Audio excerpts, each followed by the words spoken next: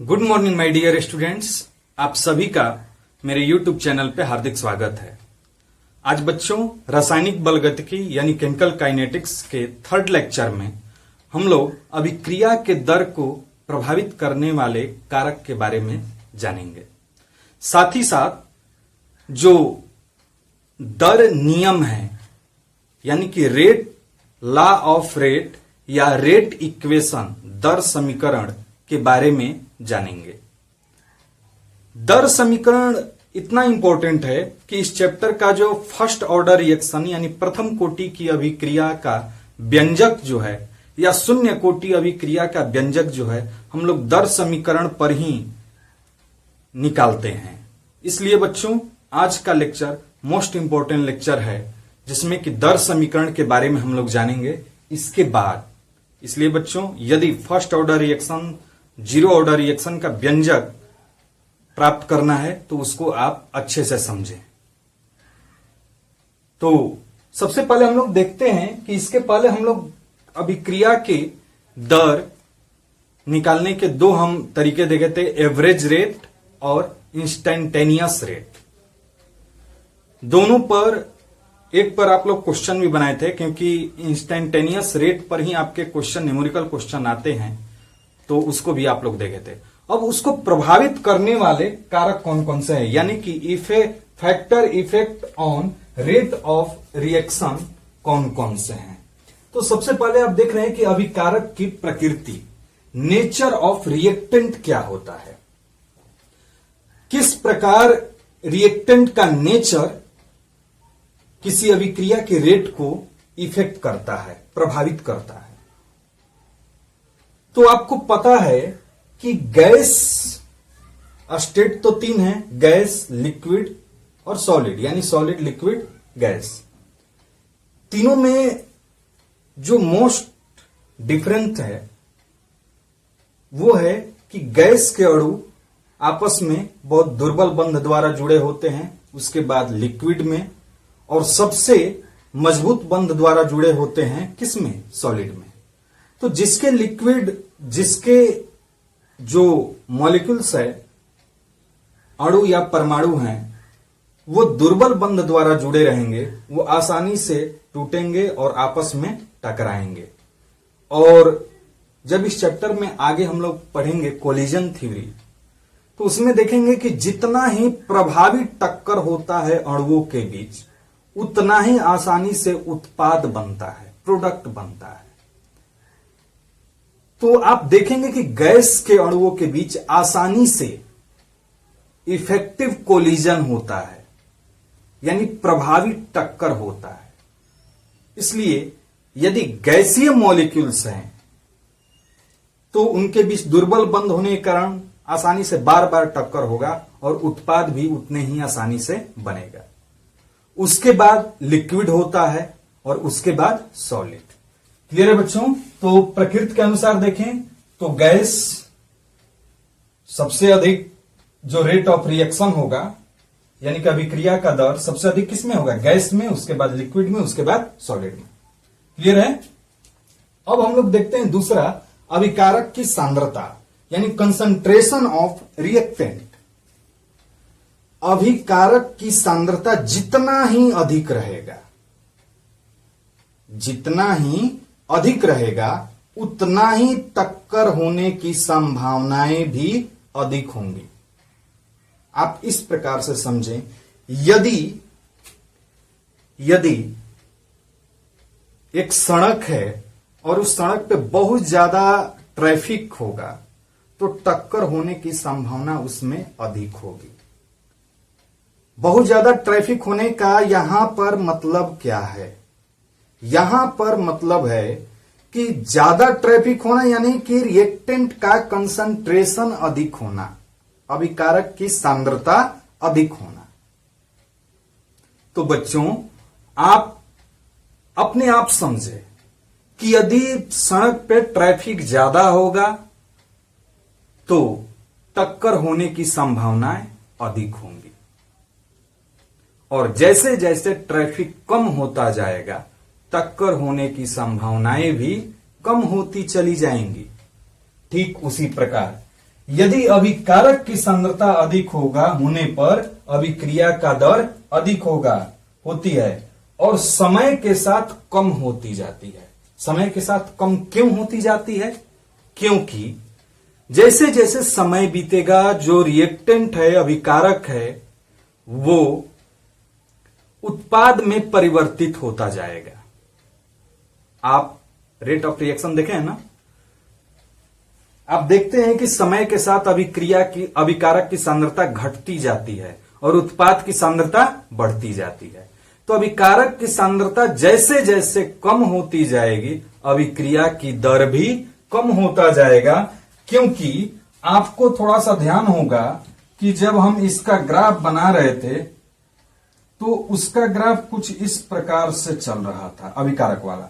यानी कि आप यहां पर ध्यान दें तो शुरुआत में बहुत तेजी से नीचे गिर रहा है और उसके बाद धीरे धीरे धीरे धीरे पैरेलल होता जा रहा है।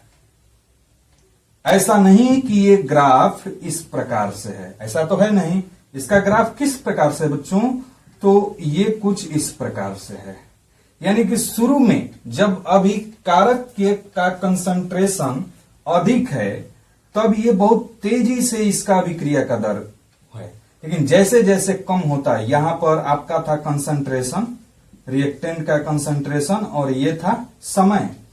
जैसे जैसे समय बीतता है अभिकारक की सांद्रता घटती जाती है और जब अभिकारक की सांद्रता घटेगी तो क्या होगा बच्चों? रेट ऑफ रिएक्शन भी घटेगा। ये पॉइंट जरूर ध्यान रखना। अब आते हैं तीसरे पॉइंट पर। तीसरा जो कारक है वो है टेम्परेचर, तापमान। तापमान किस प्रकार अभिक्रिया की दर को इफेक्ट करता है, किस प्रकार प्रभावित करता है? तापमान क्या है? एनर्जी है। जब हम उसको एनर्जी देंगे तो उसकी काइनेटिक एनर्जी इंक्रीज कर जाएगा। काइनेटिक एनर्जी मीन्स गतिज ऊर्जा। जब उसकी गतिज ऊर्जा बढ़ेगी तो बहुत तेजी से मूव करने लगेगा उसके अणु। यानी कि यदि सड़क पर जो ट्रैफिक चल रहा है उसकी स्पीड जब ज्यादा हो तो टक्कर होने की संभावनाएं अधिक रहती हैं। आप स्लो मोशन में गाड़ी चलाएंगे और ट्रैफिक ज्यादा भी रहा तो बच्चों थोड़ा सा टक्कर होने की संभावनाएं कम रहेंगी। लेकिन जब कंसंट्रेशन भी हो और बहुत ज्यादा वो आपस में गति कर रहे हों, यानी कि उनका मूवमेंट बहुत तेजी से हो रहा हो, तो टक्कर होने की संभावनाएं बढ़ेंगी। तो क्या होगा? तापमान बढ़ाए तो क्या बढ़ा? उसकी काइनेटिक एनर्जी, गतिज ऊर्जा, और जब गतिज ऊर्जा बढ़ेगा तो अभिक्रिया का दर भी बढ़ेगा। क्लियर है बच्चों? अब आते हैं पृष्ठीय क्षेत्रफल पर। पृष्ठीय क्षेत्रफल जितना अधिक होगा, पृष्ठीय क्षेत्रफल जितना अधिक होगा उतना ही अभिक्रिया का दर भी अधिक होगा। आप देखे होंगे जहां सिंगल रोड होगा, सिंगल एक तरफ जाने आने के लिए यदि सड़क बना है तो उस पर एक्सीडेंट कम होता है। क्यों कम होता है?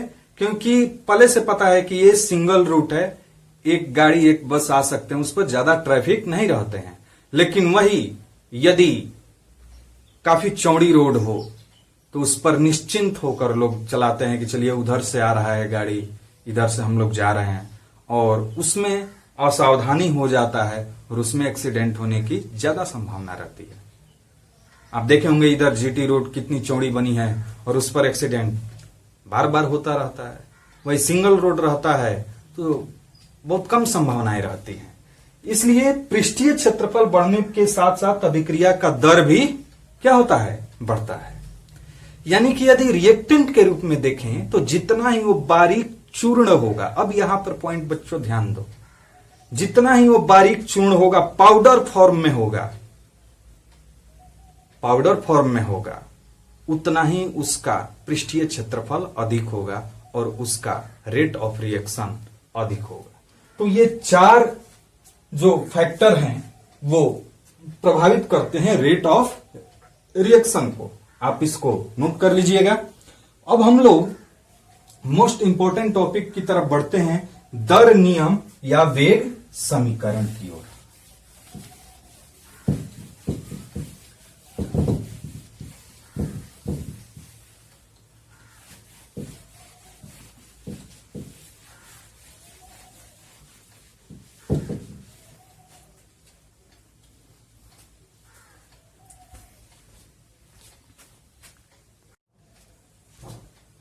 तो बच्चों, जो दूसरा मोस्ट इंपॉर्टेंट टॉपिक आज हम लोग देख रहे हैं, दर नियम या वेग समीकरण को।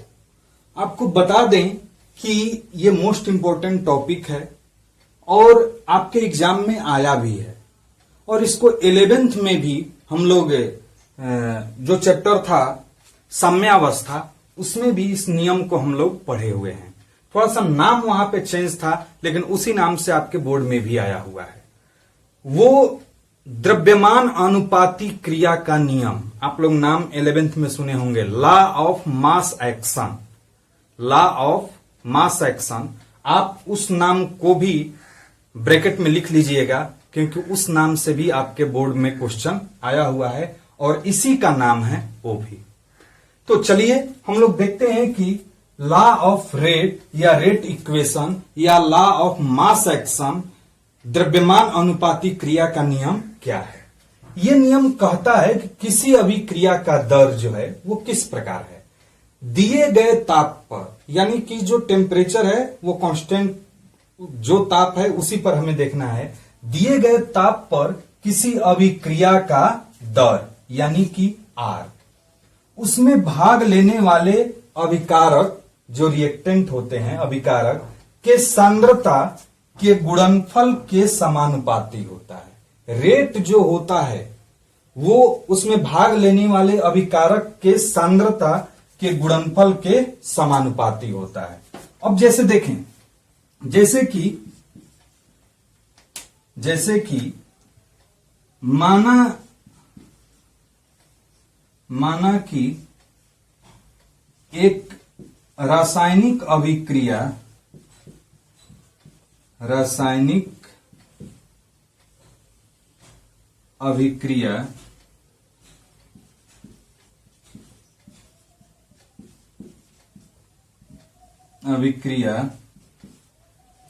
निम्न है। हम एक रिएक्शन मान लेते हैं, वो कुछ इस प्रकार है, A प्लस B और इधर प्रोडक्ट दे रहा है C प्लस D। ये तो पता है कि ये क्या हो गया, दोनों रिएक्टेंट हो गया। रिएक्टेंट मीन्स अभिकारक। तो ये नियम के अनुसार बस इसको ध्यान रखना, क्योंकि बच्चों मैं बता दूं कि फर्स्ट ऑर्डर रिएक्शन हो या जीरो ऑर्डर रिएक्शन, जो भी हम लोग व्यंजक प्राप्त करेंगे वो इसी नियम पर प्राप्त करेंगे और आपके बोर्ड के लिए मोस्ट इंपॉर्टेंट है। तो दिए गए ताप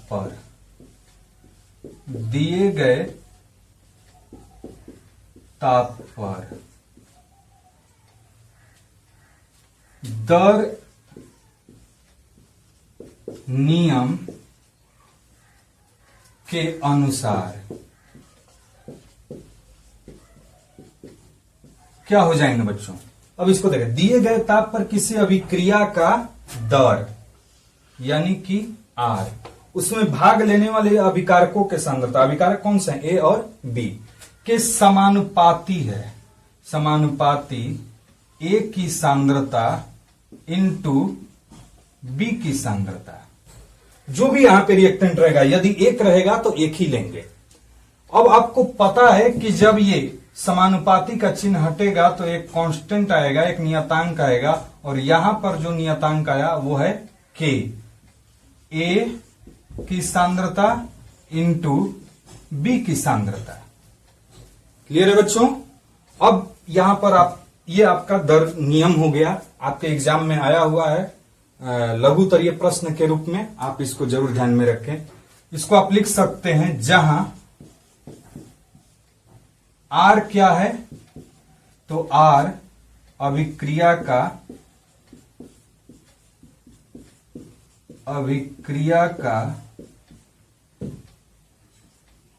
दर। के क्या है? दर नियतांक। और ए तथा बी क्या है? तो अभिकारक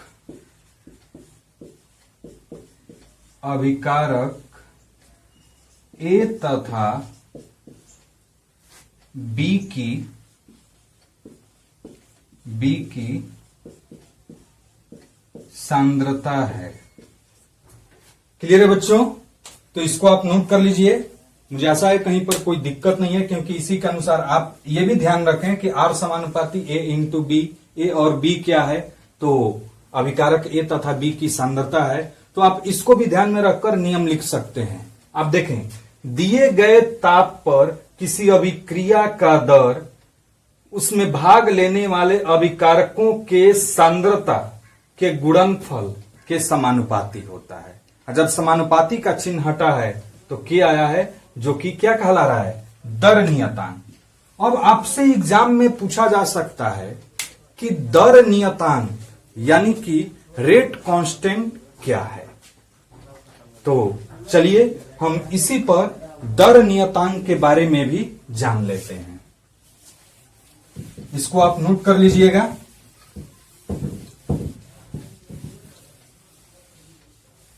और उसके बाद सब हेडिंग रहेगा दर नियतांक, रेट कांस्टेंट। रेट और रेट कांस्टेंट बिल्कुल अलग है बच्चों। दर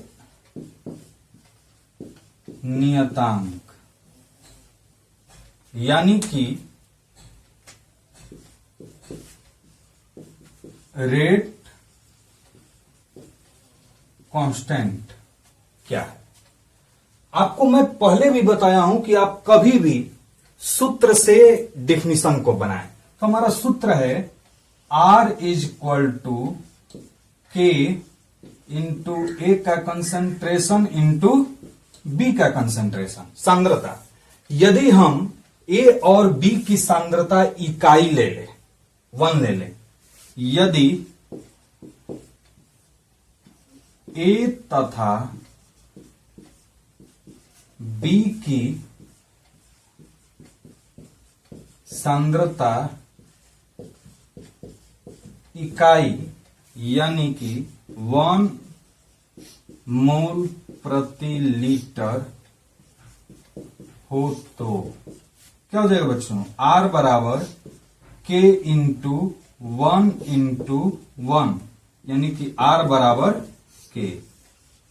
यानी कि अब डिफिनीशन आप अपने से बताएं क्या होगा। यदि क्लास रहता तो मैं जरूर पूछता और जरूर उसमें से कुछ बच्चे बताते। यानी कि दिए गए ताप पर इकाई सांद्रता वाले अभिक्रिया के इकाई सांद्रता वाले अभिकारक की अभिक्रिया के दर को ही हम दर नियतांक कहते हैं। अब इसका डेफिनेशन लिख लीजिए। अतः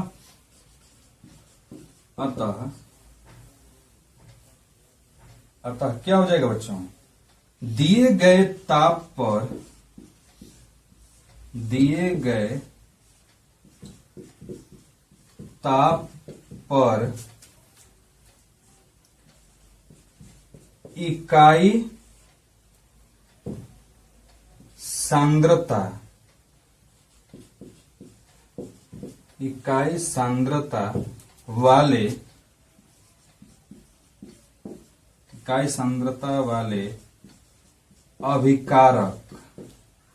इकाई सांद्रता वाले अभिकारक के अभिक्रिया के दर को ही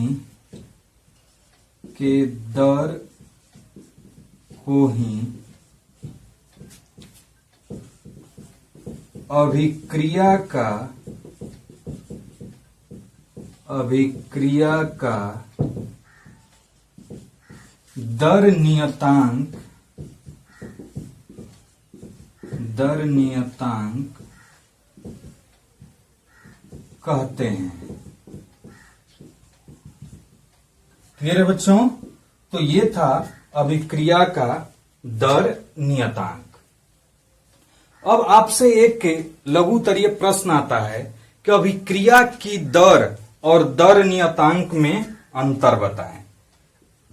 तो चलिए अब हम दोनों का अभिक्रिया के दर तथा दर नियतांक में अंतर को भी जान लेते हैं। इसको नोट कर लीजिएगा, ठीक है।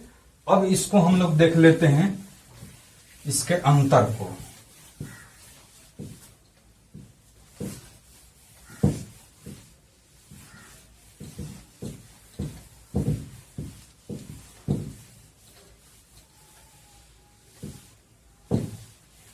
आप हेडिंग डाल देंगे अभिक्रिया के दर तथा दर नियतांक में अंतर, और एक तरफ लिखेंगे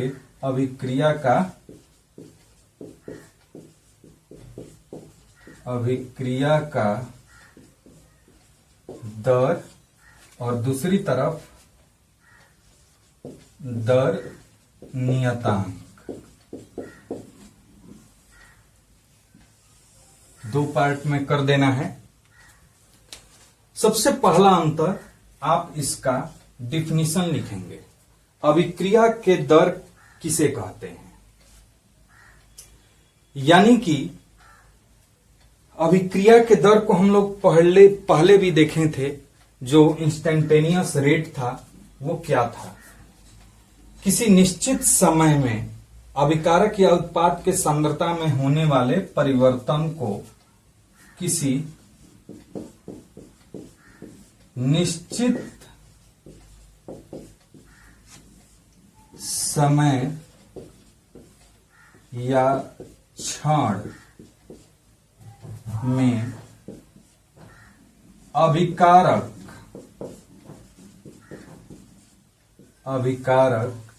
या उत्पाद के सांद्रता में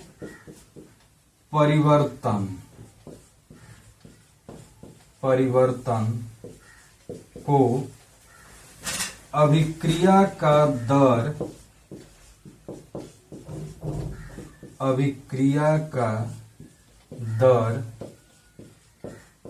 कहते हैं। क्लियर है बच्चों? अब इसका डेफिनेशन क्या हो जाएगा? जो अभी आप तुरंत लिखे थे, क्या था वो? दिए गए ताप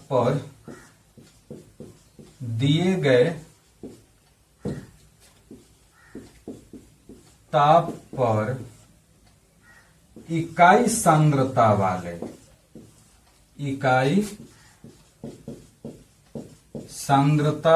वाले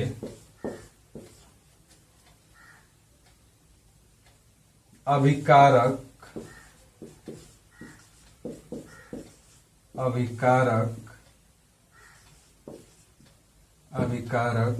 के अभिक्रिया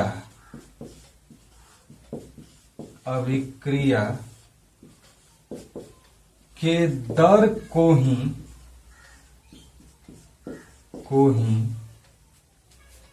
दर नियतांक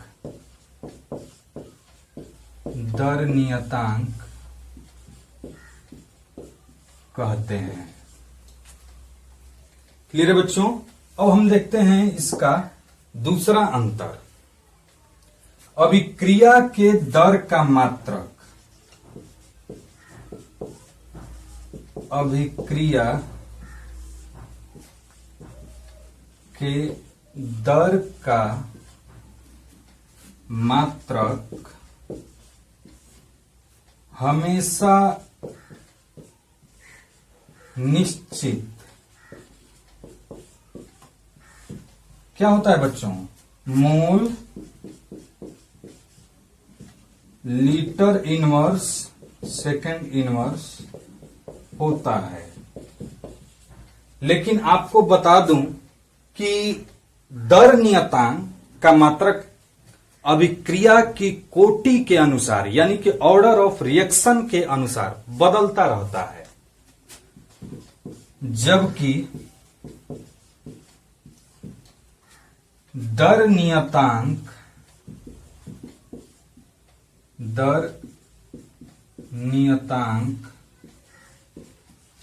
का मात्रक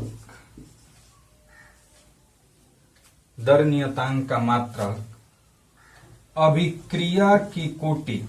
अब प्रश्न आता है कि अभिक्रिया की कोटि जो है, अभिक्रिया की कोटि वो क्या है।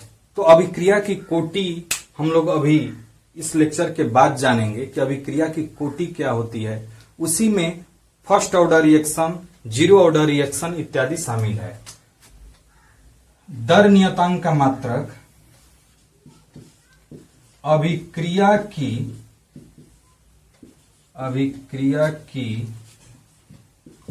कोटि यानी कि ऑर्डर ऑफ रिएक्शन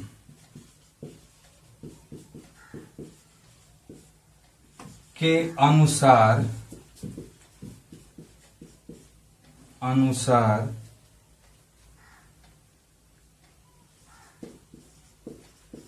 बदलता रहता है।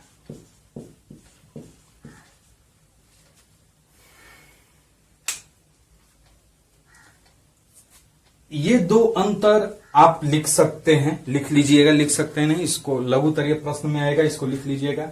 एक अंतर और भी है कि ये सांद्रता के द्वारा तो प्रभावित होता है, लेकिन ये जो है सांद्रता के द्वारा प्रभावित ये भी होता है, लेकिन उसके प्रायोगिक मान यानी कि जब उसका हम प्रयोग करते हैं, ये एक ऐसा चैप्टर है कि इसमें आपका रेट ऑफ रिएक्शन निकालने के लिए, अभिक्रिया का कोटि बल्कि निकालने के लिए, ऑर्डर ऑफ रिएक्शन निकालने के लिए इसका एक्सपेरिमेंट 1, एक्सपेरिमेंट 2 यानी कि लैब वर्क करना पड़ता है।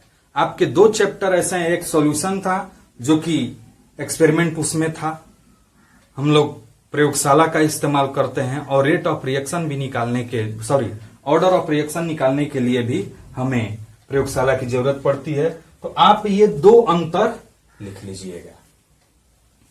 क्लियर है बच्चों? तो इसको आप लिख लीजिएगा। अब बच्चों इस लेक्चर में हम लोग देख लेते हैं अभिक्रिया की आणविकता। आपको दो चीजें देखने को मिलेगी। कभी एग्जाम में पूछा जाता है कि इसकी मोलेकुलरिटी क्या है, आणविकता क्या है, और दूसरा चीज पूछा जाता है कि एक रिएक्शन दे देगा और पूछेगा कि इसका ऑर्डर क्या है, इसकी कोटि क्या है। तो दोनों को हम लोग देखते हैं। दोनों में आपको लघुतरीय प्रश्न में दोनों में अंतर भी पूछा जा सकता है कि अभिक्रिया की कोटि और अभिक्रिया की आणविकता में क्या डिफरेंस है, और यही नहीं आपके एग्जाम में ये पॉइंट आ भी चुका है। तो ये भी दोनों मोस्ट इंपॉर्टेंट टॉपिक है। जैसा कि आप देख रहे हैं कि किसी अभिक्रिया में भाग लेने वाले अभिकारकों के कुल अणुओं की संख्या, अभिकारकों के कुल अणुओं की संख्या को ही अभिक्रिया की कोटि कहते हैं। आप इसको एक एग्जाम्पल के द्वारा समझ लें, बहुत इजी है। जैसे कि एक रिएक्शन है कि जैसे N2O प्लस 2O2 और इधर बना है N2O5। संतुलित समीकरण है, संतुलित जरूर देखना है आणविकता देखने के लिए। देखिए नाइट्रोजन 2 है, इधर भी 2 है, और 2 दूना 4 है, 5 ऑक्सीजन है, और ऑक्सीजन इधर 5 है। इसको हम कहते हैं नाइट्रोजन पेंटा ऑक्साइड, और ये है डाई नाइट्रोजन ऑक्साइड, और ये है ऑक्सीजन। तो बच्चों इसको हम लोग देख लेते हैं कि इसकी आणविकता क्या है, यानी कि मोलेकुलरिटी क्या है। आपको पता है कि इसकी संख्या यदि देखें तो यहां पर कुछ नहीं है, यहां पर देखें तो इसके आगे कुछ नहीं है, तो क्या है, 1 तो है ना। तो इसकी N2O की संख्या 1 है, और ऑक्सीजन की संख्या यदि देखें तो इसकी संख्या कितनी है, 2 है। तो इसकी आणविकता क्या हो जाएगी, अतः आणविकता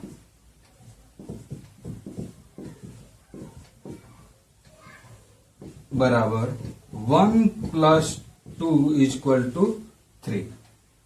क्लियर है बच्चों? बहुत इजी है। यहां पर आप एक पॉइंट जरूर लिखिएगा कि अभिक्रिया की आणविकता अणुओं की संख्या के आधार पर एक आणविक, आप यहां पे लिख दीजिएगा कि अणुओं की संख्या के आधार पर अभिक्रिया की आणविकता क्रमशः एक आणविक, द्विआण्विक या त्रिआण्विक होती है। क्लियर है बच्चों? यदि इसकी आणविकता देखें तो ये क्या कहलाएगा? त्रिआण्विक अभिक्रिया है ये। और दूसरा पॉइंट जो कि बहुत ही इंपॉर्टेंट है, इस पॉइंट को जरूर लिखिएगा कि अभिक्रिया की आणविकता एक सैद्धांतिक मान है। एक दो प्रकार के मान होते हैं, एक प्रायोगिक मान होता है और दूसरा होता है सैद्धांतिक मान। तो अभिक्रिया की जो आणविकता है हमेशा सैद्धांतिक मान है। सैद्धांतिक मान का मतलब हम जब समीकरण को संतुलित करते हैं तो संतुलित करने के सिद्धांत पर यहां पर 2 या यहां पर 1 लेते हैं। समझ रहे हैं इस बात को? इस सिद्धांत पर कि अभिक्रिया संतुलित होना चाहिए और उस आधार पर इसको संतुलित किया गया है। इसलिए अभिक्रिया की आणविकता एक क्या है? सैद्धांतिक मान है।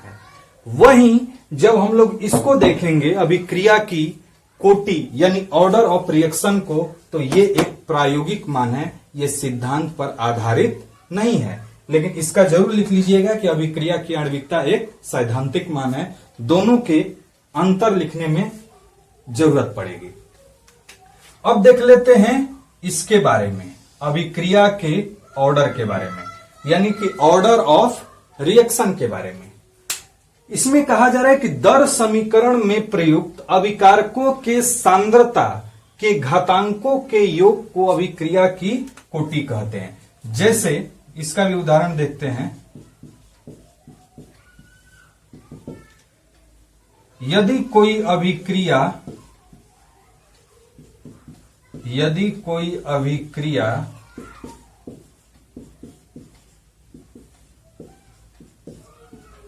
निम्न है, जैसे कि A + B और इधर है C + D और इसके जो अणु है A, B, C, D। A, B, C, D तो आप समझ रहे हैं ना कि क्या है। जैसे यहां पर यदि देखें तो ये इसको A माने, इसको B माने, तो यहां पर 2 हो गया स्मॉल b। आप देख रहे थे कि जब हम अभिक्रिया का दर इंस्टेंटेनियस रेट में जब हम लोग रेट देख रहे थे तो जो यहां पर अंक होता था वो भाग होता था। लेकिन आपको पिछला यदि साम्यावस्था चैप्टर ध्यान होगा तो जब हम द्रव्यमान अनुपाती क्रिया के अनुसार जो नियम होता है, ये जो यहां पर पॉइंट होता है, यहां पर जो अंक होता है वो घातांक के रूप में होता है। क्यों होता है? क्योंकि वो एक प्रायोगिक मान है, वो आपका यहां से संतुलित करने से कोई उसका लेना देना नहीं है। यदि दर नियम के अनुसार देखें, दर नियम के अनुसार यानी कि दर समीकरण के अनुसार, यहां पे हम ये भी लिख सकते हैं कि दर समीकरण के अनुसार, तो ये होगा R बराबर K इंटू, यहां पर A है, A की सांद्रता, यहां पर A है ना बच्चों, स्मॉल a, तो यहां पर स्मॉल a नहीं लिखेंगे, यहां पर स्मॉल m लिखेंगे। अब घबराइएगा नहीं कि m क्यों हम लिखे, अभी हम बता रहे हैं। इनटू b और यहां पर लिखेंगे n। हमने a और b क्यों लिखा? क्योंकि ये जो m और n है वो a और b के बराबर भी हो सकता है। कंफर्म नहीं है कि ये बराबर ही होगा, लेकिन ऐसा नहीं है कि ऐसे उसके बराबर नहीं हो सकता, उसके बराबर भी हो सकता है और उसके बराबर नहीं भी हो सकता है। यह आपके प्रयोग पर डिपेंड करता है, प्रयोग पर निर्भर करता है। ये तो सैद्धांतिक मान है ना बच्चों, ए और बी। तो यहां पे सैद्धांतिक मान ये एम और एन अभिक्रिया की कोटि को ए और बी नहीं बताएंगे, बल्कि बताएंगे एम और एन। समझ रहे हैं इस बात को? तो आपको अभी क्रिया की कोटि निकालने के लिए आप यदि एग्जाम में हैं तब तो इसी के अनुसार देखना पड़ेगा, लेकिन यदि प्रयोगशाला में है तो आपको प्रयोग करके एम और एन का मान लिखना होगा। समझ रहे हैं? तो इसके बारे में, एम और एन के बारे में मैं यहां लिख देता हूं।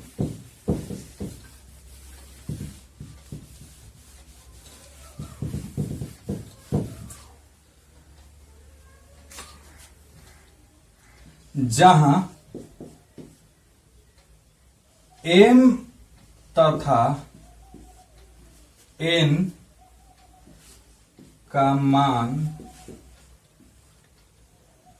स्मॉल ए तथा स्मॉल बी के मान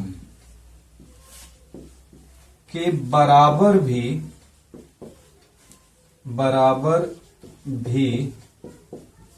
हो सकता है और अलग भी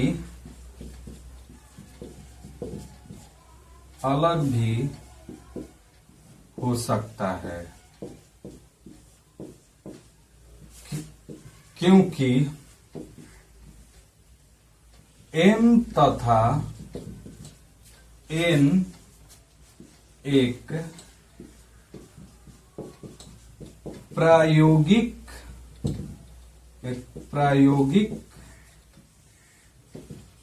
मान है। क्लियर है बच्चों? अतः अभिक्रिया की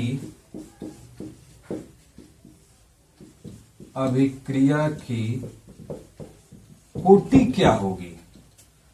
आप इसके अनुसार देखें। दर समीकरण में प्रयुक्त अभिकारकों के सांद्रता, अभिकारक के सांद्रता ये हो गए, अभिकारकों के सांद्रता के घातांकों, घातांक क्या हो गया? एम तथा एन, घातांकों के योग को अभिक्रिया की कोटि कहते हैं, यानी कि एम प्लस एन। अभिक्रिया की कोटि का मान क्या हो गया? एम प्लस एन का जो वैल्यू आएगा वही होगा अभिक्रिया की कोटि। क्लियर है बच्चों? अब इस पर हम एक एग्जाम्पल देख लेते हैं। जैसे अब यहां से आपके बोर्ड में भी क्वेश्चन आया हुआ है, और यदि आप क्वेश्चन देख लेते हैं तो यह बहुत आसानी से क्लियर हो जाएगा। इसको लिख लीजिएगा।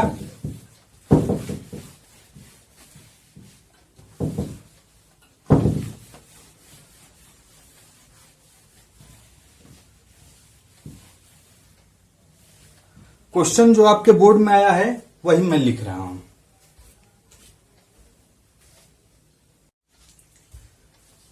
तो बच्चों इसको हम देख लेते हैं। ये दो क्वेश्चन हैं जो कि बहुत इजी है, और आपके बोर्ड में ऑब्जेक्टिव प्रश्न में क्वेश्चन आया हुआ है, और आप समझ सकते हैं कि ऑब्जेक्टिव प्रश्न का क्या महत्व है आपके अब बोर्ड में, क्योंकि 50% क्वेश्चन आपके ऑब्जेक्टिव ही पूछे जा रहे हैं।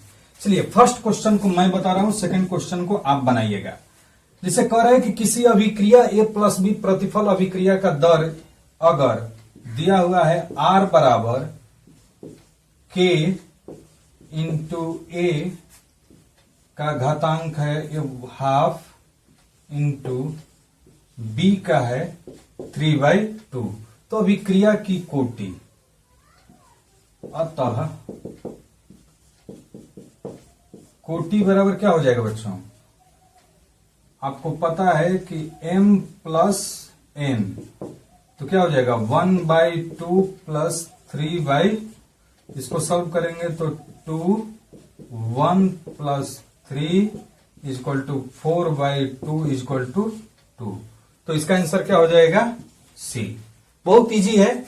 इसी प्रकार आप इस क्वेश्चन को बताइएगा, बहुत ही इजी है। 2 नंबर वाले क्वेश्चन को जरूर बताइए। ठीक है बच्चों, ये दोनों क्वेश्चन आपके बोर्ड में आया हुआ है। ठीक है, इसके आगे हम लोग देखेंगे दर नियतांक 2 पॉइंट देखेंगे जो कि अभी आपके बोर्ड से रिलेटेड ही है, बहुत महत्वपूर्ण क्वेश्चन है। अभिक्रिया की आणविकता और अभिक्रिया की कोटि में अंतर और दर नियतांक का मात्रक। अभी मैंने क्या बताया था कि दर नियतांक का मात्रक जो है वो कोटि के अनुसार बदलता है, लेकिन किस प्रकार बदलता है उसको हम लोग नेक्स्ट लेक्चर में देखेंगे। थैंक यू बच्चों।